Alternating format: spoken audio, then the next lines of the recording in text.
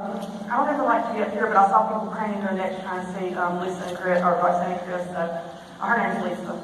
For those of you who don't know, I did dates with Roxanne until a while after I met her. Jesus, you're welcome here. You know, I know we're at the Trust Pacific Center, but I don't care where I'm at, I'm going to talk about Jesus. And that woman that you just met, I keep looking at you. I'm already on her. She loved me and loves me the way Christ loves. You know, people have asked me what would have changed my life when I was a teenager. What would have changed my life in my 20s? And my answer is always the same thing. The same thing that changed my life when I was 39 and I met Lisa. Love and grace and mercy. Not shame, not condemnation, not guilt, not that you should have or you could have or the tough love or anything. She loved me through the craziness I was in. She introduced me to Jesus through love. Not once did she ever tell me you need Jesus. She asked me that I have a relationship with God, and I've always believed in God. I should never like Jesus. So my answer was yes, and that was the only question. And she would pray. And then in the midst of praying and us helping some of the ladies, I met Jesus. I don't ever feel worthy to stand in front of a crowd. I just wanted to help the girls that were on the streets. That was my goal. The way Wellhouse has grown has blown me away with what God has done in such a short time. And so one of the things I want to tell you tonight is I have a real pet peeve about people saying that one person can't make a difference. Because Chris Molesky made a difference in Lisa years ago. Lisa made a difference in me. And I've made a difference in at least one. It takes one. And when you save one, that's all that matters.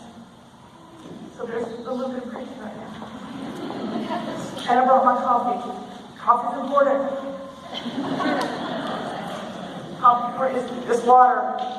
It is. Y'all know the Samaritan woman, right? The Samaritan woman story. Does everybody know that? I think there's a part of it we missed. The Samaritan woman, when she met Jesus, she went back into the town and she told that she had just met him. And you honestly believe that when she went back to the town, she was whispering, or she was just walking up to a person and tapping them on the shoulder going, I just met Jesus. She did not. She ran back into that town screaming and yelling that I met Jesus, I met the Messiah, I met the Savior. And a lot of times when we read the Bible, we'll stop at what we think is the end of the story, but there's more to that story. And it's one of my favorite verses. John 4:39. Many of the Samaritans believed in him. Many of the Samaritans from that town believed in him because of the woman's testimony. He told me everything I ever did. And so that's why I share my testimony. Because many believed because of her testimony. You may not have the same testimony I have, and that's okay, but you have a testimony. We all have recovered from something. But what I want you to understand tonight is that we don't really understand the dynamics of what trafficking is. And there's some takeaways I want you to have. Drugs are not the problem. I still feel like I'm echoing. Is it echoing? Give me this. I can't see this.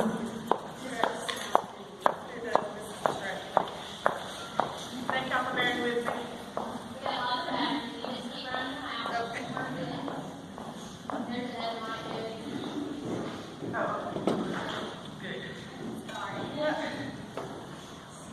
Thank you. Is that better? Oh, it's a lot better. Thank you. I felt like I was in my ears or something. Yay! Now I feel better. Okay. That was weird for a second. It is better, isn't it? Okay, good. So, where was I? Testimony. Drugs are not the problem. Prostitution is never a choice. Strip clubs are never a choice, and pornography is never a choice. And is there anybody in here under 18? I'm about to bust your bubble. I'm so sorry. Okay? You don't have an epiphany on your 18th birthday. I know you're looking forward to it, okay? But anybody in here over 18, we were not financially secure, we were not spiritually mature, and we were not emotionally stable just because we turned 18. But in our society, what happens because she turns 18, that we start to prosecute her, and we criminalize what she's the only thing she's ever known, and that's not okay. And we've got to stop that. You know, by the grace and mercy of God, I was in front of judges last night, and they agreed with me when I told them that, which was really crazy because I didn't expect that response. But we've got to stop that. And it started with me at 12. The first time, I'm not from Birmingham. I'm originally from Georgia. I was born in Newnan and raised in Carrollton in Atlanta. And the very first time I ran away at 12 years old, I wound up in Birmingham. And it was a truck driver. Can you get the tissue, please? Somebody got a tissue. I've been crying and got snotty. I don't have a problem asking for stuff on stage. I know I ain't comfortable in me. Thank you. Look, she's more. Thank you. You're awesome. Thank you. I'm quite comfortable in who I am. I am human and you know me, Christ not runs. Anyway, I did not expect to come here and laugh. I'm glad you are though. I ran away. I wound up in Birmingham. It was a truck driver that brought us here. It was me and a girl that ran away. We got caught smoking in school, and I knew my mother was going to kill me. My father had been in and out of prison. I'm my mother's only child, and wanted to help me with some homes. I got what was called spankings that were a lot more than spankings. And so I knew she was going to kill me for getting caught smoking at school, and we got in the truck with a truck driver, and he dropped us off at what he said was a homeless shelter. And I could never remember what the place was, and I asked God a few years ago to reveal the place to me. And I was going to Hillcrest to speak to a group of girls there, and as I was driving up, I looked at it, and literally the veil was lifted, and I went, oh my gosh, he dropped us off at Hillcrest. And if you know what Hillcrest is, it's actually a behavioral center for juveniles. So he saved our lives that night. But my mother came and picked me and her up, and took us back. And by the time we got back to Carrollton, which was the next morning, the social worker had been assigned to me. And just so you know, I'm not bashing social workers. Actually, I am a social worker. When I got to that social worker, one of the first things that came out of her mouth was, when is the last time you had sex? And I was 12. 12-year-olds can't consent to sex. They can't be sexually active. They can be molested and raped. The week before, I had been raped by 3 guys, and I thought it was my fault because I didn't fight back. It was my fault. And especially for her to ask me this 1 week after it happened, and that was the first time that it had happened like that, I knew I was marked and something was wrong with me. See, we blame our kids for their behavior instead of looking at what's going on behind the scenes. Healthy kids from healthy homes don't run away. No one ever looked at what was going on behind the scenes. They were blaming me. And they blamed me because they said I was smart. See, I scored pretty high on standardized tests at school. I skipped grades in school. Actually, I was admitted into college when I was accepted in college at 15 at a group home. I skipped high school and started college. So I was always blamed because I was smart. Well, the social worker at this first meeting, not only did she ask me that question, but at the end of the interview, she proceeded to handcuff me at 12 years old, behind my back, and take me and lock me up at Rome RYDC, which is a juvenile detention center, for 72 hours to scare me straight. It angered me because I blamed. I wasn't cognizant enough to understand what was going on, but I knew that things weren't right or I would have been running away. Something was going wrong in my life. So between 12 and 15, I ran away many, many times. I don't even know the number of times. But so many things happened during that time. I had one set of foster parents because no foster family wanted me. They said, I actually heard a foster mother tell my social worker, she's a flight risk. She won't stay long enough for me to love her. We won't take her in our home. I was in group homes, I was in emergency shelters, and a lot of times I was locked up. I don't know how many times I was in that RYDC because they couldn't find a place for me to go when they would catch me from running. At about 13 or 14 years old, they put me in a psychiatric ward. I'm 45. There were not adolescent psychiatric wards then. They put me in an adult psychiatric ward at 13 years old to figure out what was wrong with me. For 17 days, I was there. It was me and one other teenager. I remember some of that. It was horrific. You talk about abuse? Extensive abuse happened there. At 14 years old, about that time, my father I'd been in and out of, I went to live with my father. I'd skipped school one day with my boyfriend who happened to be African American, and my father found out. And my father stopped 2 loaded school buses with a shotgun looking for me because he had found out I'd skipped school. And he attempted to kill me, or was going to kill me that weekend, and told me. And so the next day when I went to school, I was terrified, and I told the counselor, and so they took me from them finally. So DFACS, which is DHR in Alabama, and JPO, which is juvenile probation, had joint custody of me at that time. And I remember going and standing in front of the judge, and the judge looked at me and he said, "You're incorrigible." And I said, what does that mean? And he said, there's no hope for you. So my mother had failed me, my father was not in my life, social workers had failed me, judges had told me there was no hope for me. There was no one in my life for me. I heard a foster mother say she didn't want me. The one foster home I was in happened to be the director of the juvenile probation office. And I stayed with her and her husband for a couple of months until I ran away and they couldn't do it anymore because they were afraid of me getting hurt or something into their life. So the whole system had failed me. So at 15 years old, I ran away for the last time and I met my first pimp. Did I know he was a pimp? Absolutely, I knew he was a pimp. I'd run away enough. I knew what was on the streets. But there was no other choice. What other choice was there? I was 15, I had no skill set, I was hungry. He took me home and there were 4 girls there. I was the youngest and the oldest was 20 or 21. 2 worked the strip clubs and 2 worked the streets and truck stops. And he loved me more because he didn't have me doing that at first. He had me selling drugs. And up until this point, the only thing I had done was try marijuana, and I tried it with my father.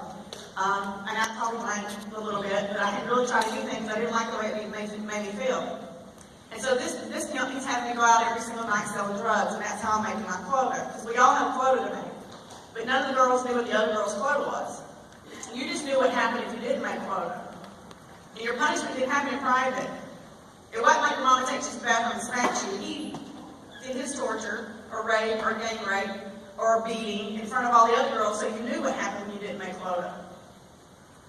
Well, I'm not having to do what they do, and I'm 15, and I'm looking for love, and I need love in my life, and he loves me more because I'm sleeping with him every night, and the other girls are not, and he's having me sell drugs, and I'm not having to do what they do, so of course he loves me more, right? Well, one night he sends me out, and there's drugs, and there's not enough drugs to make quota. The tables have turned. And during this process, he's teaching me everything he thinks I need to know about cocaine. And every single day he's looking at me and saying, don't do it, don't do it, don't do it, don't do it, don't do it, don't do it, don't do it. If you ever do it, it's the worst thing you can do. He told me once, he told me 100 times, every single day. He beat it into my head not to do it. And that night he sends me out with drugs, and there's not enough drugs to make quota. What do you think happened? At 15 years old, I physically submitted to being sold. It was rape. It was not, I wasn't old enough to consent to sex, much less anything like that. I had there was no other option. I made quota that night. It was probably that night or the next day that I started using that cocaine. And it does become a vicious cycle, but drugs are not the problem, they're a symptom. Kind of like me crying in my runny nose. It's a symptom. It's not the problem. It's not the problem. Healthy people don't get high. If you're being raped 30 times a day, 40 times a day, you're going to get high on something too to survive. Or you're going to find some kind of way to disassociate. And 9 times out of 10, it is drugs. And so that pimp, we traveled. We went, I've been sold in every state for Alaska and Hawaii. I've been sold in Canada and Mexico numerous times. I was trafficked so much to Birmingham that it became home. This was not originally my home. And then I became afraid in Atlanta, and so something had to change. I have been given away, I have been bought between pimps, I've been sold, I've been traded, because we're just considered commodities, we're considered cattle. Police. See, that pimp told me some truths. Let me tell you about the truths he told me. And they're really hard to believe, but we still uphold them in society. He told me I would be arrested, and he would not.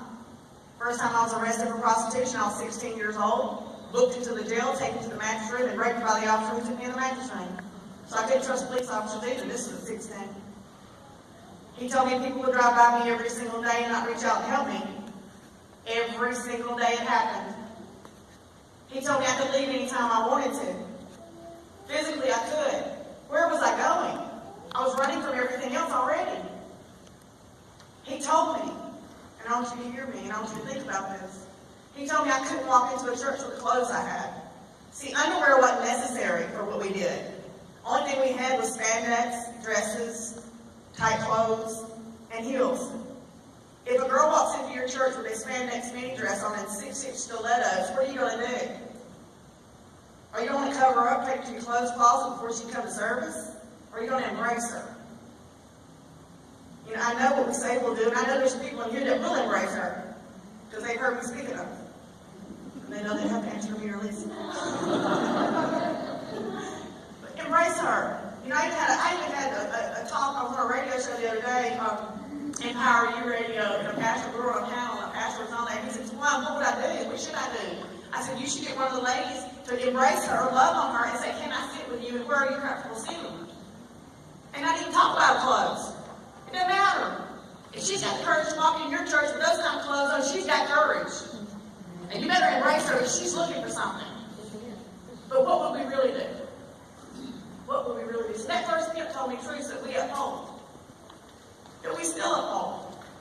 I was at a group home not too long ago this past year, and I had told these kids that were in this group home the story about the judge looking at me and saying there was no hope for me. And this sweet little girl popped up, 14. She says, Tajuan, a judge told me that about 2 weeks ago. There's no hope for me. And I looked at her and I said, that's a lie from the pit of hell. There is hope for you. Jesus is your hope. Because I didn't expect to live to see 18. I can remember my 18th birthday. I remember walking around in a daze. And yes, I was with a pimp on my 18th birthday. I remember walking around in a daze that I had reached 18. I expected to be dead. By man's law, I should have been dead. By my own hand, I should have been dead. Because see, I didn't have low self-esteem. I wish I had low self-esteem. That would have been good. I hated me. Because society blamed me. It was my fault. I was dirt. I was called non-human on police radios. I was blamed. People looked at me, why do you do what you do? Well, why did you make that? Why is the most judgmental question? We don't allow that question at Well House. You can't, you don't know why. Why is so judgmental? People, every single person in here has made a bad decision and don't know why they made it. They just made it. I don't know why. And I'm not going to blame me anymore for the fact that I ran away at 15. I didn't know any better. I had not been given the skills and abilities. And it's not just... And she got a little emotional. She screamed a little bit, not at me, just anger. She's like, what about this place, and this place, and this place? And I'm like, no. It's 8 o'clock on Friday night. First of all, this girl didn't speak good English. She was 19, she had no ID. They had no clue where to put her. Homeless shelters wouldn't take her because it was past time. We think she was high because she was passed out on his couch. And that's all I was going to do was write the plan. I wasn't going to open it. I was looking for a job. I was in a transitional home. I had just moved into my home that I bought now a few months before. I just moved into that. I was trying to get my girls back. My girls had just moved back in with me, my daughters, and I was trying to get my life back together. And I was trying to just make ends meet. I wanted a 9 to 5 that I could clock in, clock out. I wanted a food stamp. I'm sorry. I wanted one of those jobs that had no stress. Food stamp jobs, no stress. I wanted I wanted McDonald's split burgers. That's what I wanted. Something. I just did not want stress, and God was like, no. So I wrote the plan and wasn't going to open it. And on December the 14th of 2010, I remember that day because it was my 40th birthday. I met with a man that has a ministry here in town, Andrew Jenkins. He's the executive director of the village, and he said, I will give you office space and housing for your ladies. And the only thing I did was write the plan. I think we had made a Facebook page. We really hadn't done anything. And I was like, I don't have anything to give you in return. And I was too young of a Christian to understand that he really just wanted to give it to me. He said to me, he said, Tajuan, people don't want to know what you want to do, they want to know what you're doing. And I was like, but I don't want to do it. I just want a job. I didn't want to do it. And on January 27th, I had a crisis line. I'd done everything to help them. The only thing I didn't have was a place. I had a crisis line. It's still the same crisis line number that our Sweet Rescue Coordinator answers. And on January 27th, I got a phone call with a girl out of Pensacola. Now, mind you, my vision with the Well House was just to help the girls in Birmingham because there were enough. We'd run across enough already in just that short period of time. And a girl out of Pensacola called me and she said, if you don't get me, I'm going to be dead. Because he's going to kill me or I'm going to kill myself. And I knew that feeling. And I happened to be standing at the Dream Center when I took that call. I could not even buy her bus ticket because I only had $33 in the bank at Well House, or the Well House account. And the person standing next to me said, I'll buy her ticket. And so I immediately hung up I got a number to call her back, and I immediately hung up and I called Andrew and I said, is that offer still available for that bed? And he said, yes. And I said, I need it in the morning. And on January 28th, which is 1 week from today, we will celebrate 5 years. For 2.5 years, I did it by myself, and I was called crazy on TV and radio. And I'm pretty sure since then, Chris Molesky's called me crazy more than once. He did this morning a little bit, but anyway. That's my brother that I can poke at. He pokes at me. But I opened the well house against my will, but it was God's will. I rescued as young as 13 and as old as 59. And while I was executive director, I rescued about 250 girls and women. And what I do now, since I've stepped down as executive director, is do this and do trainings and awareness. And I also help law enforcement on the side with kids. I helped recently in a child pornography case. All these children were born in Alabama. We thought there were 5, there were 11 kids. The youngest was 1 and the oldest was 14. And this is in our backyard. Every youth group I've spoken to, and I've only spoken to one outside of Alabama, knows a child, knows a friend or someone at their school who's been trafficked, or one of them admits to me they've been trafficked. Every youth group I've spoken to. It's our generation that is blaming prostitution as a victimless crime. I've heard that I don't know for how many years, and that's a lie from the pit of hell. Not one little girl grows up and says, this is what I want to be when I grow up. Strip clubs, let me tell you about them, because I told you I would. First time I was put on the stage, I was 15. And when my pimp was gone, the bouncer wouldn't let me leave.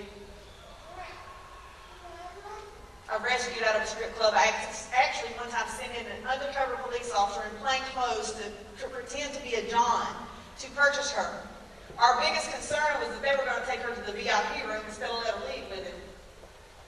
By the grace of God, they let her leave with him because we didn't know what we were going to do if they made her go to the VIP room. Pornography. If one of you took a picture of me standing up here right now, no one would know how many people are in this room. They would just see a picture of me. You don't know what's going on behind that camera. And how many of you girls, when you were 12 or 13, could make yourself look 20? All of us could, couldn't we? We knew how to do it. You don't know she may look 20 on camera, she may be 12, and you don't know what's being held behind that camera to make her perform. You don't know. By the grace of God, I've never been put on film, but I've seen a gun held to a child's head to make that mother perform on camera. I've seen a needle held up to a girl who had been addicted to heroin because the persons that were filming her got her addicted and would not give her her next shot that she physically needed to live unless she performed.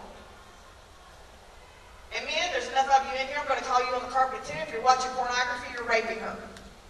It's not okay. That mouse is a weapon, that phone is a weapon. And you don't know who she is, but she is somebody's daughter. She is a child of the king, and she is a princess, and she is a treasure and not a trophy.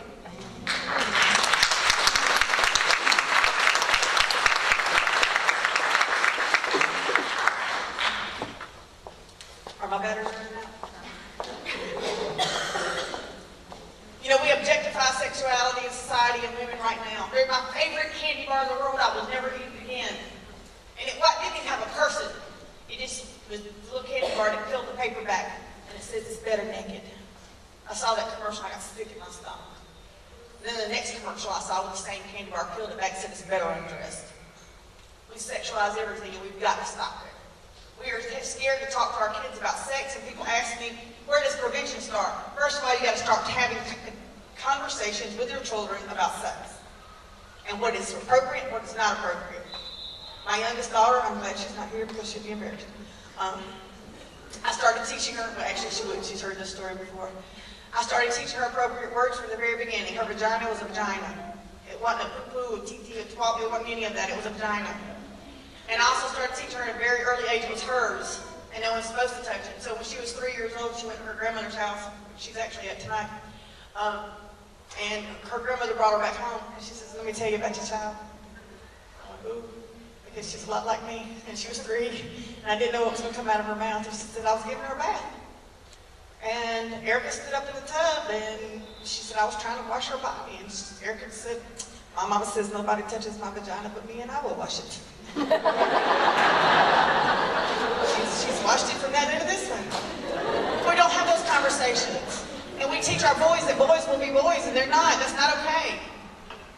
And dads, you don't have dates for your daughters. If she doesn't know what a Christian man looks like, how is she supposed to expect it? If a man's loving her, she hasn't got a good example of what a Christian man looks like, then how's she going to know any different? It's not okay. Those magazines that are legal are not okay. We've got to have more people standing. This is all trafficking. We're like, but no, it's normal. No, it's not.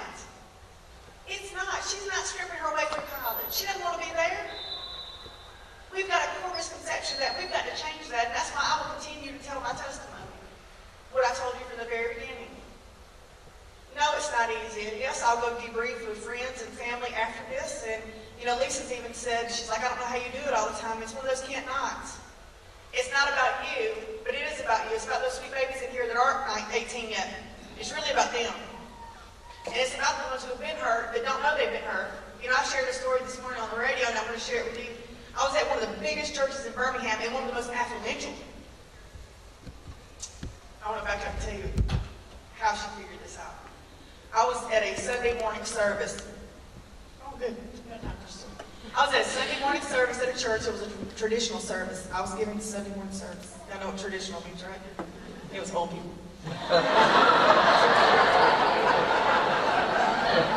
Chris, you were there, right? Chris was there. He was in the audience. Old people. All right. Anyway, I was in this Sunday morning service. It was traditional. I shared my testimony. There were 2 teenagers in the audience, in the congregation.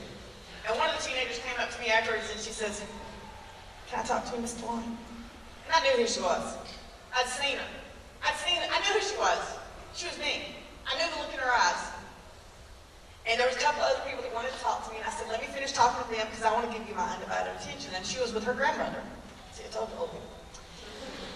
She sat down, I finished talking to people, and I sat down next to her to make sure that the sanctuary was clear. And she says, "My name is so-and-so, I'm 14 years old. My daddy's been selling me since I was 3. I am on this, and this medication. I've been diagnosed with this, and this. I've sexually molested a child myself, and I'm considered a perpetrator." 14. And I looked at the grandmother and I said, "I'm going to say some things to her that you may not agree with. And me and you can talk about it afterwards. But I'm going to talk to her." And I looked at this baby and I said a whole bunch of things, but this is what I told her mainly. I said, "It's not your fault. It's not your fault that your daddy started selling you when you were 3. It's not even your fault that you acted out sexually on another child, because the only love you've ever been shown is sexual. You were showing love. You are not a perpetrator.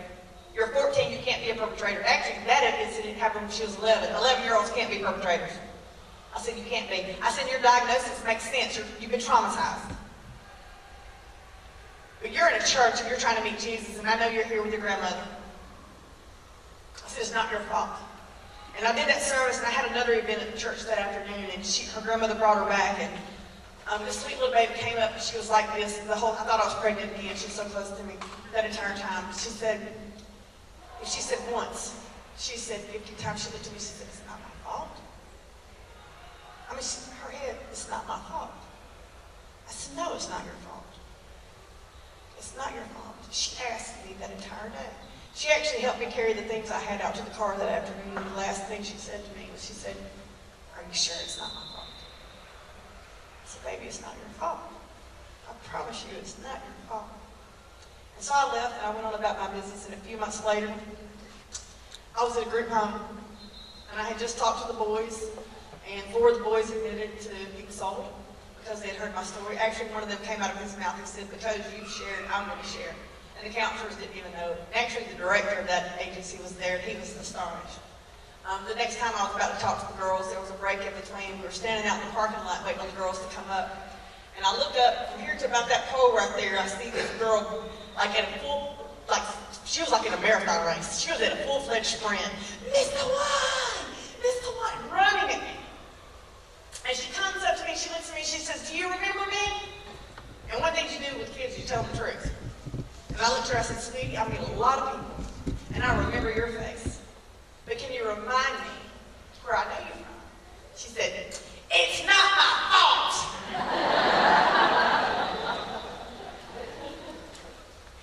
I don't care if she didn't hear anything else that day. She heard that. Well, I was at this big influential and affluential church in Birmingham, and I shared that story. And this 88-year-old woman, let me tell you about this event. It was a huge dinner party for the women of the church and other local churches, but the majority was this church. They had 250 seats at the tables that they had sold raising money.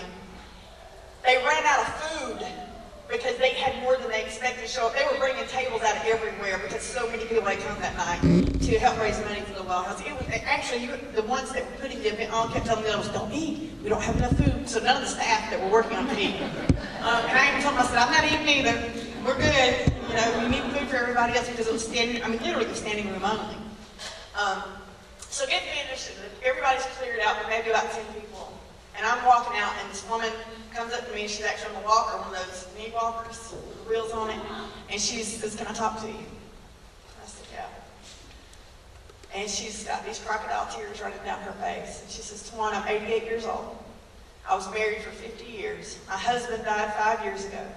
When I was a teenager, there was a man," and she proceeded to tell me what this man had done to her.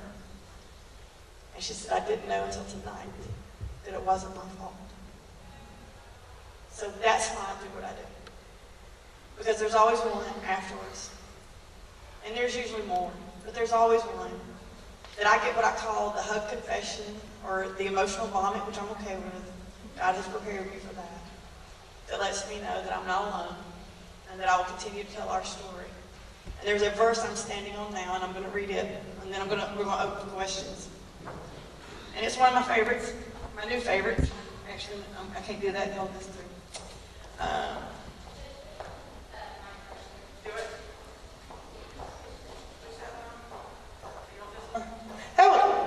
That was different. All right.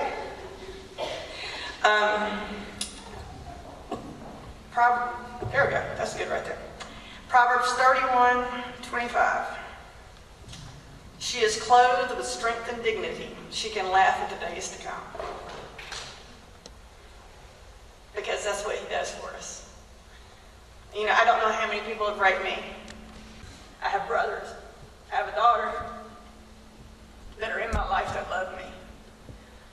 And I am clothed with strength and dignity. Every girl and every princess at the well house, that sweet woman back there, and all the other volunteers that are here, love Dawn.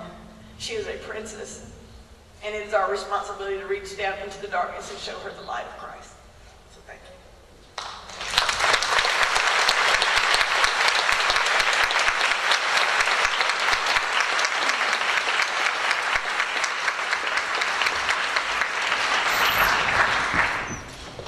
All right, so what we're going to do, this, if you have questions, okay, if you haven't noticed, I'm an open book, and I won't. I'm just going to get you another mic. You going to give me another mic? Okay. Here. Hello?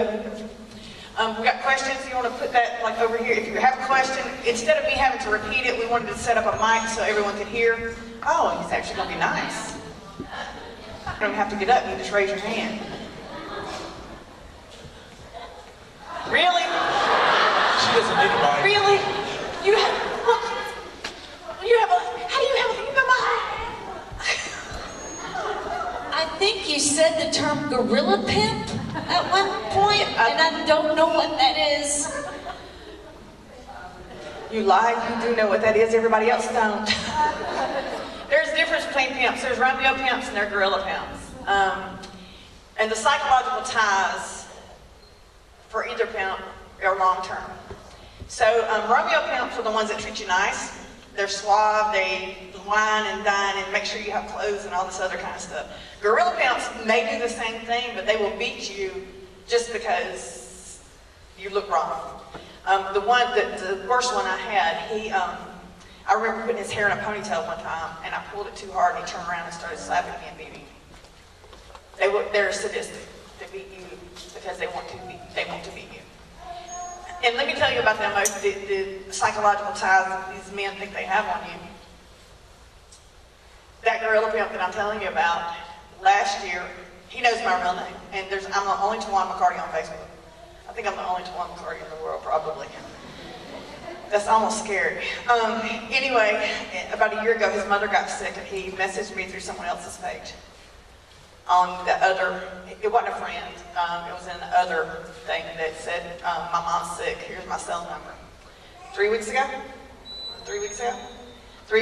a girl follows me that the only thing in common is him, because yes, I do follow him on Facebook, and he is a friend, even though he doesn't get on it much.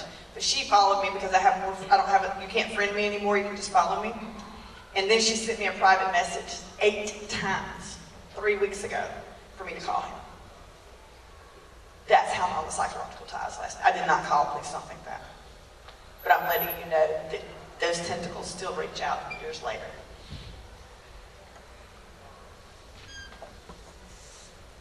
Other questions? Please don't be afraid.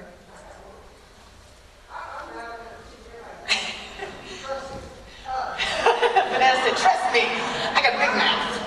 I live in a really small town in Sector County. What would you say to those people who say, it never will happen here? We are covered in church. We take care of our children. Nobody will take mine out and they can do us stress up tonight. Oh, that's a lie. If y'all get everybody here, you live in rural Alabama, it's not going to happen there. One of the largest arrests in the United States happened in Fort Payne, Alabama. 40 people were arrested in 2011, right after we had opened Well House for trafficking, human trafficking in Fort Payne. And let me tell you something, you can't go back and find that footage. And the reason I know that happened, they had a press conference. And then because we had just opened, I don't know if you remember this, Lisa, that's one of the first times I was on, like, the Spot 6 or something. They came to me wanting to know if we had helped any of the girls because they had heard about Well House opening. And we hadn't.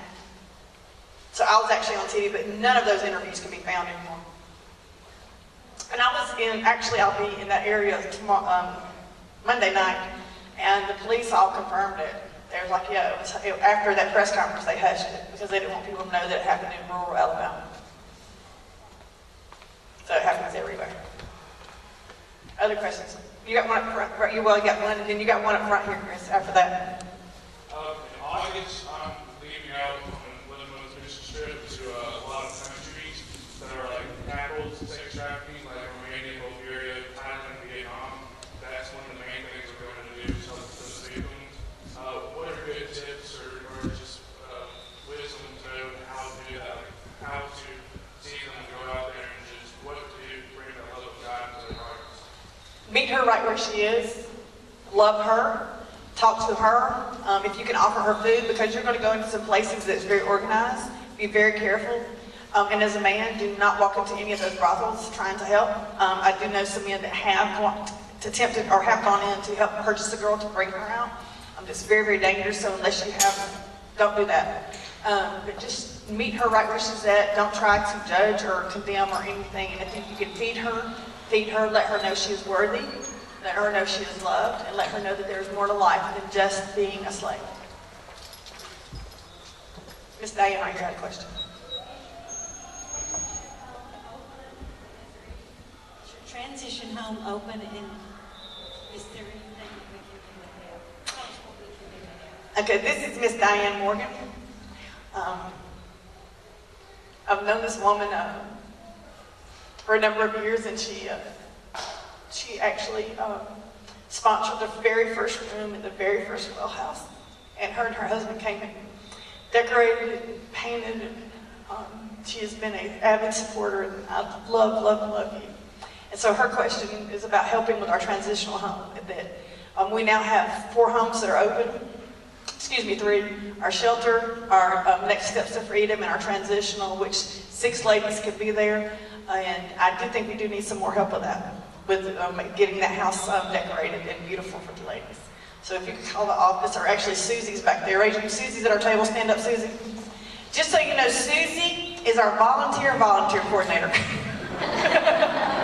And she does a fabulous job, and she gives her time to come to events like these. And the t-shirts, we really need to get rid of those t-shirts. We will take a donation for those t-shirts for the Well House, and you can give it to Susie. That would be great. But yes, we do need help with those homes, and we're trying to open another home too. Any other questions? My question was, can you describe what you do at each house? That way, if we had somebody that we were rescuing and they said, what am I going into? But we could say, this is what the program is. Absolutely, and I apologize, usually I do touch on that. Well House is really different. When God gave me the vision, it's completely different. There's only 1 or 2 in the nation that operate like Well House does. She's never charged anything while she's with us. When she walks in the door, she gets everything she needs Brand new shampoo, conditioners, panties, bras, socks, sheets, pillowcases, towels, everything. And we don't give trial size to our girls that are coming in. Why do you think that is? Temporary. She's not temporary to us. I don't care if she only stays 5 minutes. She gets everything, and the entire time she's with us, she gets everything she needs. The only thing she has to do is fill out a need sheet. So our shelter is 30 to 45 days. I consider it a respite and an introduction to Jesus. They go in, they meet our clinical director for a psychosocial assessment, who's Dr. Julie, which is really great. The staff we have now just amazes me with where we started. So Dr. Julie assesses if they need any mental health treatment outside of what we do. She meets with our social worker to do an individualized service plan to make sure her needs are met, because we all have different needs. There is no cookie cutter way to treat us, because we have so much difference. Our trauma is sexual trauma, emotional trauma, psychological trauma, physical trauma, and even spiritual trauma. Some people have been hurt in the name of Jesus. And so trying to bridge that is completely different. So that's our shelter. Our next steps to freedom, we say, is up to 2 years. But some of our ladies have been with us a little longer than that, and it's okay.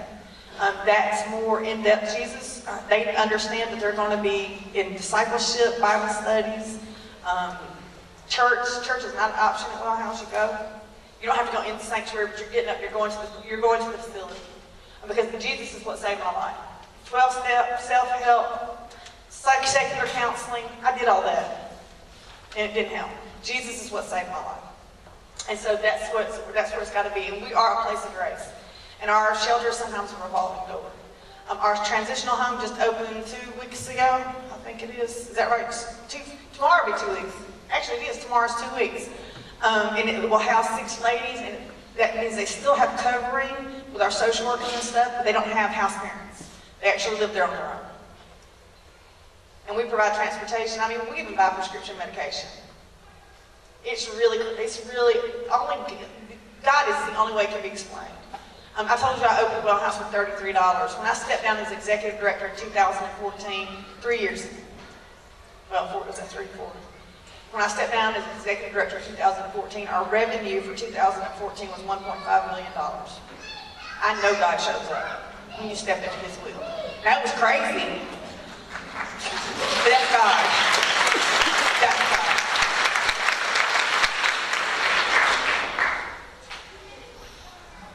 You can't run faster than that. If you had a panda on your back, I bet you could. I wanted to follow up with some of we go to church together, we baptized.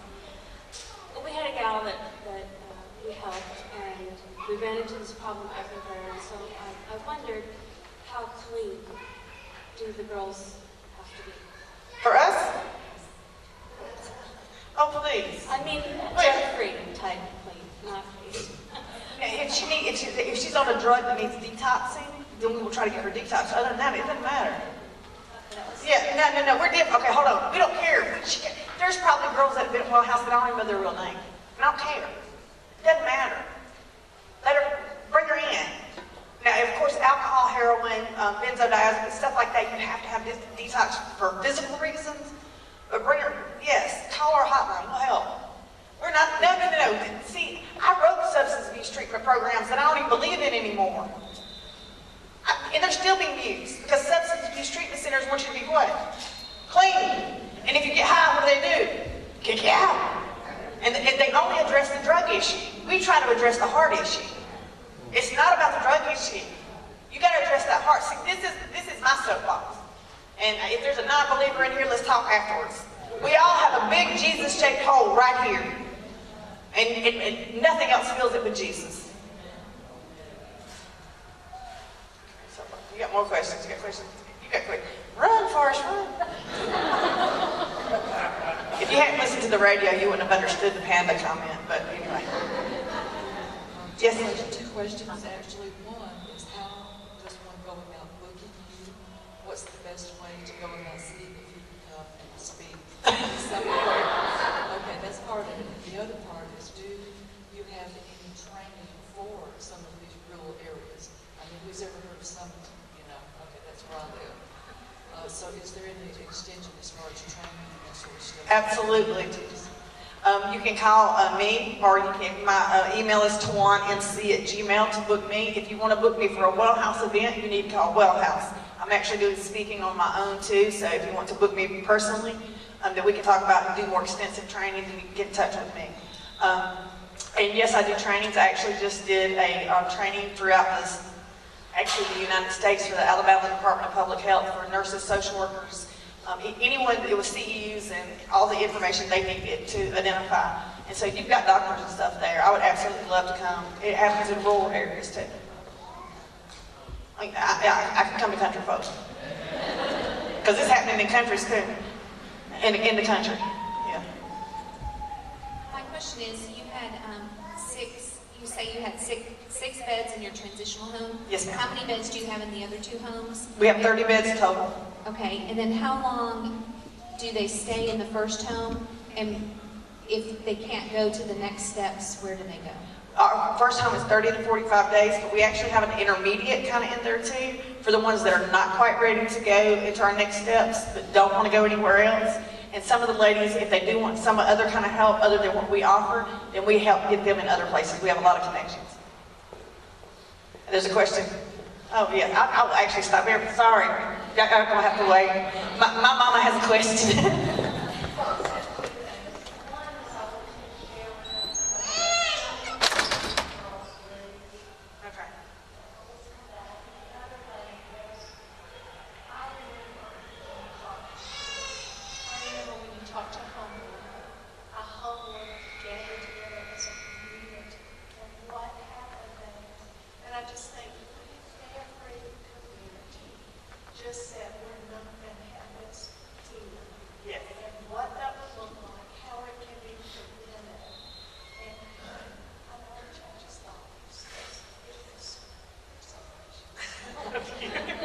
She wanted me to talk about that we are a place of grace. I mean, I've rescued the same girl 5 or 6 or 7 times. It's okay.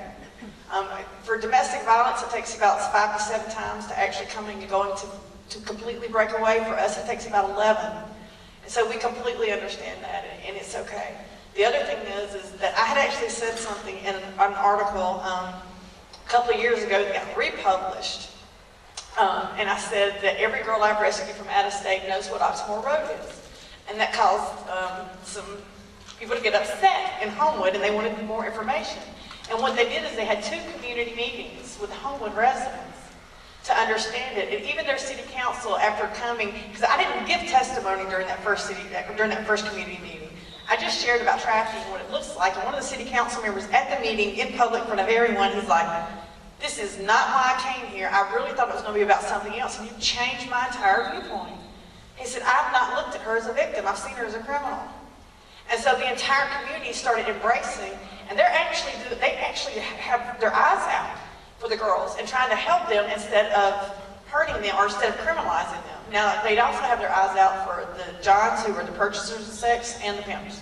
So if we could get, like you said, if we could get everybody to do that, every community would be fabulous. I would love to. My question is, you said earlier that it's the girls that are going to get arrested.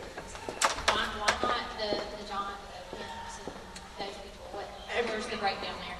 The department, her question is really valid. Thank you for asking that, because my other soapbox is, unless we get rid of the demand, the supply will go away. And right now, the purchaser of sex, according to the Department of Justice, not Tajuan, Department of Justice says the basic demographic for the purchaser of sex are 18 to 60-year-old Caucasian men with expendable income. And those are the ones in our society. I mean, Secret Service got busted twice and got their hands slapped. Until we make the purchasing of sex a felony and make him a registered sex offender, at that point will we start deterring. If we can get rid of the demand, the supply will go away, she won't be trafficked, and the pimp won't have a job. He can actually sell drugs and get some real time. That's the truth. In your exercise tonight. It's never on the same side. I know. Tell Megan I made you run. Do you have like opportunities if people wanted to get involved on a more direct level with well house? Absolutely, that volunteer coordinator back there will help you. How old are you? 28. Oh, you look like 12. I mean, I wouldn't care if you were 12. We do let teenagers come in, but wow. Okay. Ever see Susie back there? Susie, stand up again at the table and raise your hand. And she can give you information. Yep, there's sign-up sheets and all back there if you want to get involved for more direct help. Yeah. And we have a volunteer training coming up what day? February 13th. February 13th. 9 to 11 a.m. See all this information. I can't. It's on a Friday? Okay. We have them on Fridays and Saturdays now, right? But we do some on Saturdays. Some Saturdays, but mostly it's Fridays. I always wondered where you got your logo from. Where we got the logo from? Oh, that's a whole God story. This is a really big God story. When I was by myself doing Well House, and Lisa, of course, was supporting me in everything. She's one of the founding board. She's actually on the original documents for Well House. Lewis Communications is a local media company, but the original logo was not that one. It was something that I put a graphic designer through turmoil trying to develop because I had something in mind. And when Lewis Communications, they came to me at a meeting or asked me to come, and they do a pro bono project every year. And they chose Well House for 2011. And they took about a year, and they probably spent up to $250,000 in their design department. They did our I-20 video. It took them about a year. Even the executive creative producer, he said that he blogged about his life being changed because he didn't understand what was happening until he made that video. So they did our website, they did our logo, and just so you know, I hated that logo when I first saw it. I was like, no, I don't like it. But I love it now. It's simple, it's beautiful, and that was what we were trying to do, is to make it to where it could be reproducible across all print. But Lewis Communications, they are a fabulous company, and they did all of that for us for free. They treated me like I was a paid client. You said that the women could walk away any time. Is there anything that you have to or non-women have to pay your baby on that? What do you mean? Can you go? You talking about when you're being prostituted? Yes. Physically, you could walk away, but where were you going? Because you said earlier, like early on in the strip club, you would like try to buy one of those and make sure that they clear the money and everything. Right. So I was wondering if that would like apply to There's been situations where we've had to pretend for someone to purchase sex from her, not to purchase her from the pimp.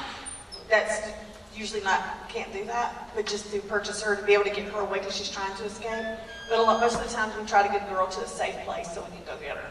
So it's not about that. Does that make sense? Okay. Other questions?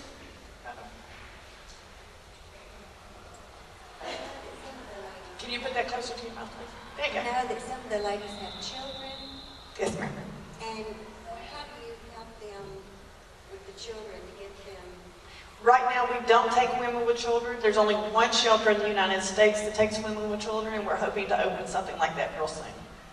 So, but we do help them as far as visitation or help with reunification if we can. So if she comes to you or she's drawn to your attention and she has children, then We have to refer her somewhere else. the person has the children or just... Now, if she's willing to separate with her children, we can take her. But if it's her and her kids, we have to find a place for her and her children to go.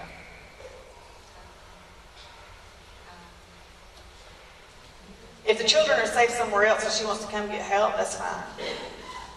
Does that make sense? We do help as much as we can. Yes, with that reunification. Yes, we can't house children.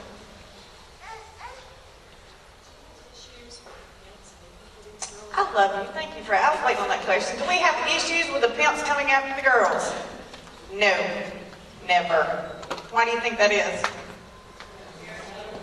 Really? That was your friend Candy? She said they're scared of me. I love you, Candy. Rick, you trained her well. No, because she can be replaced just like that. Just like that. And remember I told you, we usually go back anyway, until we actually break that chain and cycle. Other questions? Yes, ma'am? Oh, yes, car tags. Thank you. Well House has car tags. Right now, they're pre-order. We have to have 1,000 of them before they'll start making them. And they actually have our crisis line number on them and our logo. This is really, never thought that this would happen, anything to this magnitude, but it costs $50, and even if you've renewed your tag, you can still get a Well House tag. We get $42.50 of that $50 you pay for it. So not only do you donate to Well House, but you get a tag with our name and our crisis line number on it. So you may be traveling at a truck stop and a girl see the number, or a girl see the logo and has knows about Well House, and then she's able to get the number. So please pre-order those tags.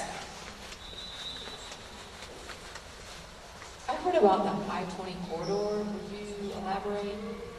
Yeah, that's considered the sex trafficking superhighway. We actually have a video on the main page of our website that you can go on and watch, and it gives all kinds of explanations about that with information from law enforcement and truckers against trafficking.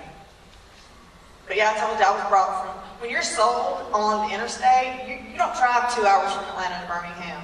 It may take you 2 days. You're sold at every single exit between here and Atlanta. If any of us are out and about shopping centers, what do we look for, even though we may not be able to do anything? What do we look for in the behavior of a pamphlet young lady? Are there certain things that you should be looking for? If you see There's an opportunity to be able to...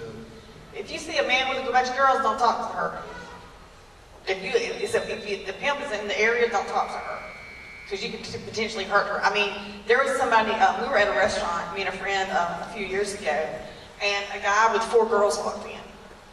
And I looked at her and I said, do you recognize what that is? And she looked and she's like, absolutely. And it was based on some of the attire and the demeanor that he walked in the front and they walked behind. And the signs and symptoms of her physical demeanor are very similar to domestic violence. Victims, she won't look you in the eye. She averts her head. Now for you, since you're a male, she might come on to you, because you could be a potential customer. So there could be ways to help. But if you see something, actually one of our sweet volunteers, Rona, I love her, and I just threw her under the bus. She was at the stop, and she saw 4 girls in a car with a guy, and they had stopped, and all the girls got out, and the guy stayed in. And they were going to the bathroom. I'm pretty sure they were traveling. And so Rona, when she was in the bathroom, she didn't have any of our cards with her, because we have our crisis number on cards. And so she took a Sharpie out of her pocketbook. Did she tell you about that, Lisa? She took a Sharpie out of her pocketbook and wrote our crisis line number on the bathroom of that truck stop wall. She's like, Tajuan, I carry Sharpies with me everywhere I go now, but I just don't want them to be vandalizing. But she was letting the girls know that there was a number. So if there's any kind of, do you have any cards back there, Susie? Are we out? Actually, we have some bracelets back there that has our website on it. If you can leave stuff in random places that you may think they would find them, we suspect it's happening, that would be great with our information. But don't approach unless you're trained. Other questions? One more? I know that you mentioned about supply and demand, and I think we all agree with that. What other legislative changes need to take place to help address the issue? There's a lawyer in the audience. I could call to answer that. I won't throw him under the bus. HB 433 is our current safe harbor bill. It's passed the House 2 years in a row. It has not passed the Senate. The first year, I think, it was because of the language. The second year, it didn't pass because of the budget issues we had this past year, but I have been told that this year it should pass. That is our safe harbor law. That says that children under the age of 21 can't be arrested for prostitution. Because right now in Alabama, you have to be 16 to consent to sex, but you can be arrested for prostitution at 14. And that doesn't even make sense to me. The other thing is, and this is what I would push for long term, and this is Tajuan McCarty, this is not Well House, this is just Tajuan. We have got to make the purchasing of sex a felony, and we have got to make him a registered sex offender. Because the John schools, which are men that are caught purchasing sex that have to go to a John school, and there's 10 cities in the United States that are doing it, once those men go to that school, there's only a 5% recidivism and them purchasing sex again. Because they see the effects of it has, because they hear from a survivor. Other questions? If not, thank you guys for coming tonight. I'm going to ask Lisa to come up one more time.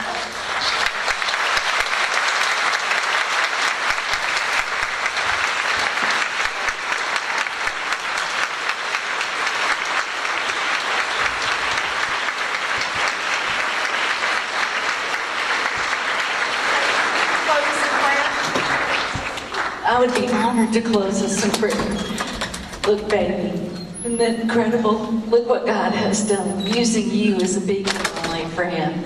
Lord Jesus, thank you so much for tonight. Thank you for joy, for clarity, for wisdom.